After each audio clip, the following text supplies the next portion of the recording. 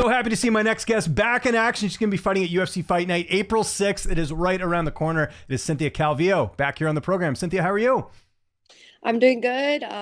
Feeling great. About 3 weeks out from my next fight. So yeah, I'm very eager to get in there. It's been a while. Yeah, no, for sure. I think more than a year. I know you had that fight scheduled, I think, with Elise Reed, but that didn't pan out. Why haven't we seen you in so long for people who might not know? Well, I got injured. I had a couple of injuries that were just lingering, and I pulled my hamstring, and I had some knee issues like right before, about like 2 to 3 weeks before I was scheduled to fight Elise Reed on September 16th. So ultimately ended up having to pull out, and yeah, I didn't get anything rescheduled until now. So I was on the waiting list for a minute. Okay. As far as getting this fight, was this the right amount of time off, or are you hoping to get in there a little bit sooner? Definitely wanted to get in there a little bit sooner.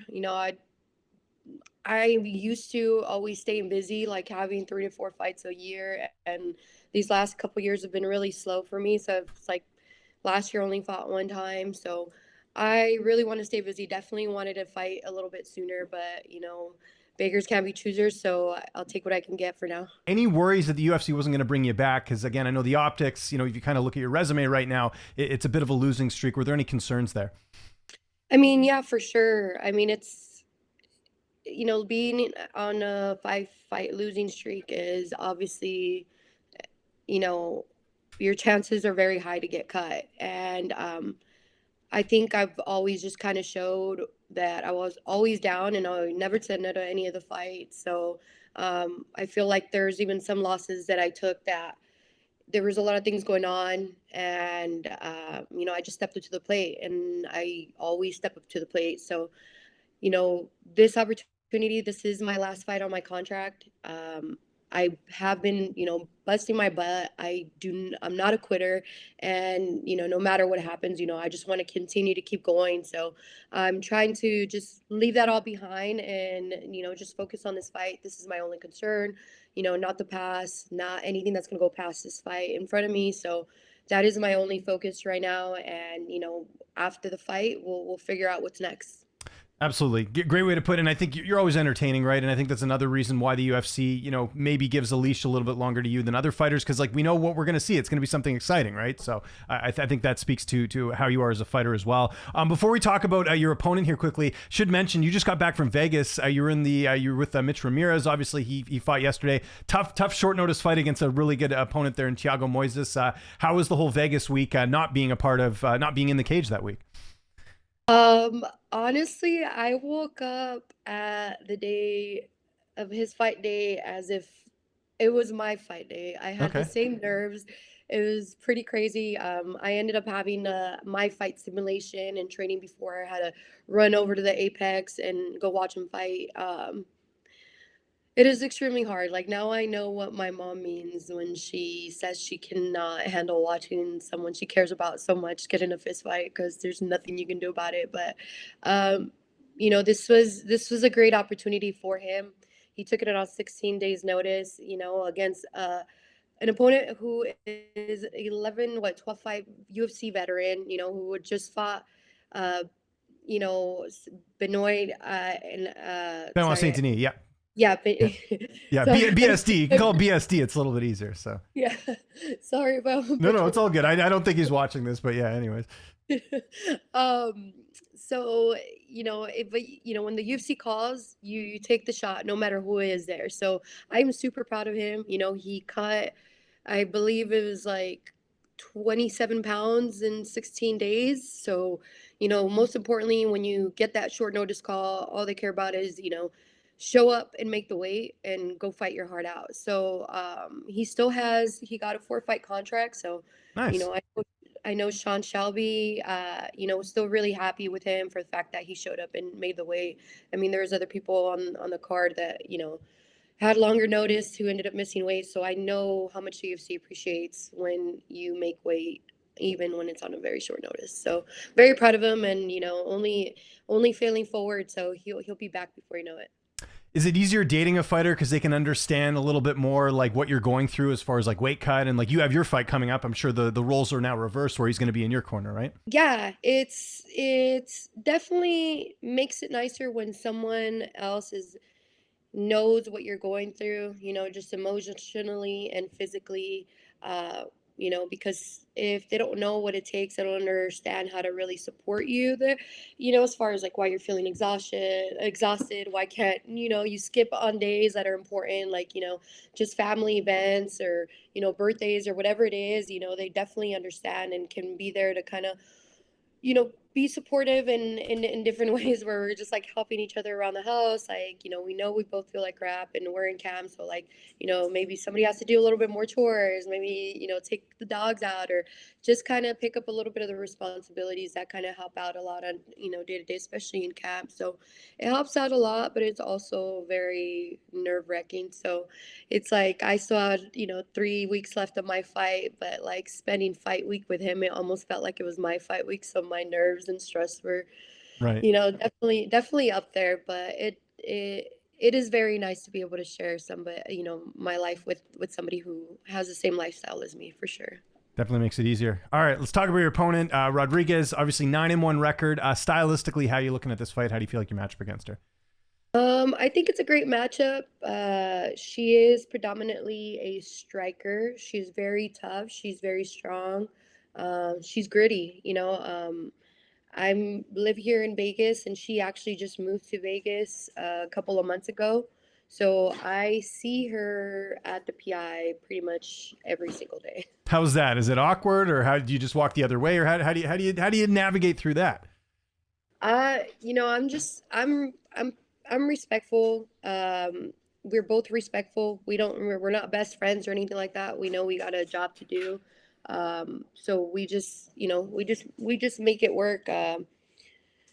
We just pass by, we schedule our time. They just try to make sure we scheduled at a different time so we're not around each other when we're training. But a lot of times we're just passing by. We spend a lot of time in the locker rooms, you know, Right. by ourselves. So it's sometimes a little bit awkward silence, but at the same time, like I'm kind of used to it. You always run into potential opponents or opponents that you have booked up with there at the PI. That's just something that it's gonna happen. You mentioned being in Vegas and everything. Who do you get to train with over there? Because it sounds like you do most of your training at the PI. Is it kind of like a custom camp, or how do you sort of, who are you mainly working with, I guess would be my question. So it definitely is. I work at Syndicate. I train at Syndicate, and I also train at the PI. Oh, cool. It definitely when I have when it's getting down to the last couple weeks of fight camp, I for sure get a little bit more specific, have more private training. Right now, I am working with Alex Perez, with William Bigelow, with Valerie Wong, and also John Wood, Danny Garcia, all the ATC guys. They're at Syndicate. I did get to train with Joe a little bit for her fight. I am so happy that I was What able a to what a train. way to go out, right? Getting revenge in that fight from years past, right? Which is pretty cool. Yeah, no, I was extremely happy for her, and I was so excited when she got her signature spinning back fist. So that's pretty awesome. And yeah, I just I have a lot of great training partners that I get to train with all the time. So Vegas, you're definitely not short of training partners. Yeah, one of the luxuries there for sure. So this will be your second straight fight at strawweight. I know you did fight at flyweight before. How is it different cutting to strawweight now as opposed to when you were first in the UFC? Because I'm sure the process for you has changed a bit. Definitely has changed, and for the better. I work with perfecting athletes, Oh, and nice. it is a game changer, especially performing at 115. Also, I think like it was something that I was worried about whenever going back to 115s after, I went up to 25s was, how is my conditioning going to hold up? And I feel like that's why I probably was a little bit of a slow starter in my last fight. And I think my third round was my strongest. So, I think this time around, I'm going to be able to push the pace a little bit more, especially, like I said, having perfecting athletes with me and taking care of all of my nutritional needs for this whole fight camp. That's great. How did you get linked up with them? I know Alex Perez uses them. Was that the connection, or was it someone else? Yeah, it was actually is Alex Perez. Oh, So me and cool. Alex Perez have been friends for a really long time. He actually cornered against me when I fought Carla That's Esparza, right. and Yeah. yeah, and so now he's one of my coaches. So full circle, yeah, he's been helping me out so much. And just a good coach too. Any of the fighters I talk to know like how good it is to like have him for cornering or other stuff too. So that's a nice bonus of getting to work with him. On that note, who's going to be in your corner for this fight? Who will be in the cage with you? So for this fight, I'm gonna have Alex Perez, Billy Bigelow, and Valerie Wong, and she's one of my training partners. She's a black belt, super badass. She's an MMA fighter as well. Gonna be doing ADCC trials soon, so look out for her. There we go. How's this fight playing out? How do you see it unfolding on April 6th? Well, I just want to go out there and have some fun. Gonna push the pace as I always do, and just try to get my hands on her. Take her down, sub her, ground and pound, whatever I need to do. I just want to bloody her up. If all goes well, you get the win. I know the plan is to re-sign with UFC. Do you see yourself ever fighting for any other organization, or is it just UFC and then we'll look at other options? Because I know for some fighters, that's all they want. They just want to be under the best banner in the world. Do you have any thoughts otherwise on that?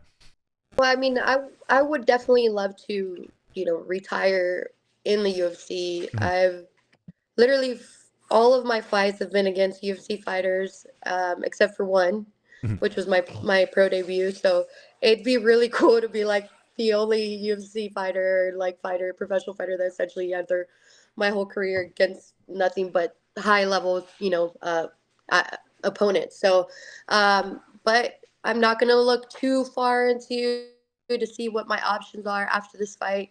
My only focus is this fight. I'm just every single day and just wake up and put my best effort in and just go from there. I don't want to look too past by any of the options. The only thing I'm worried about right now is just this fight and just running through my opponent. I got to ask about the blue hair. You've had purple hair before. I remember that. Is this any particular reason for that, or it's just something different this camp? Just something different. I always like to just try different things. I definitely was doing purple for a while, and then I got rid of all the colors, and I was like, you know what, let's go back to it. So, it's always fun. Just like I feel like for the longest time, even when I was younger, a lot of girls always get scared of like, oh, I want to dye my hair a crazy color, but I don't want to because I think it'll look. But I'm just like, you know what? Who cares? F it, try it out. It's fun. So that's that's the whole reason behind. No huge reasons. So I just went with blue. So I'll probably have blue for my fight. There you go. I like it. Just have some rapid fire questions, just whatever comes to mind. Just let me know what you think. What is your favorite movie? My favorite movie is Lion King. What's your favorite TV show? My favorite TV show is probably Shark Tank. Who's your favorite comedian? My favorite Theo Vaughn. What's your favorite cheat meal? Pizza. Favorite travel destination? Lake Tahoe. Favorite animal? Dogs. What's your hidden talent? What's something that you're good at that maybe you don't know you're good at? Good at rollerblading and ice skating. Oh, I didn't know that. That's awesome. What's your biggest pet peeve? My biggest pet peeve is probably inconsiderate people, like people who don't know have no like realization of anything that's going on around them. Love it. Cynthia, thanks so much for doing this. We're looking forward to the return. April 6th, it is UFC Fight Night. Anyone you want to thank before we get out of here? Any sponsors, any social media? I'll give you the last word. Yeah, I mean, I just want to thank everybody who's continued to support me. Really appreciate everybody, my family, my friends, and my teammates. Thank you so much. Please tune into my fight. I promise you guys are not going to want to miss it. It will be the best that you guys have ever seen.